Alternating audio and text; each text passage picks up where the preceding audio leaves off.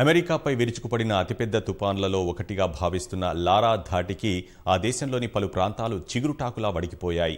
లారా తుపాను ప్రభావం లూసియానా రాష్ట్రంపై అధికంగా ఉండగా ఇక్కడి అనేక ప్రాంతాలు శిథిలాల దిబ్బగా మారిపోయాయి. గంటకు 150 కిలోమీటర్ల వేగంతో వీచిన పెనుగాలుల ధాటికి అనేక ఇళ్ల పైకప్పులు ఎగిరిపోయాయి. చెట్లు, విద్యుత్ స్తంభాలు నేలకొరిగాయి. గాలుల ధాటికి ఓ రైలు పట్టాలు తప్పింది. విద్యుత్ స్తంభాలు నేలకొరగడంతో వేలాది ఇళ్లకు కరెంట్ సరఫరా నిలిచిపోయింది. తుపాను ధాటికి లూసియానా రాష్ట్రంలో ఇప్పటివరకు 6 ప్రాణాలు కోల్పోయారు. భారీ వర్షాలకు అనేక ప్రాంతాలు జలదిగ్బంధంలో చిక్కుకోగా అధికారులు సహాయ చర్యలు చేపట్టారు.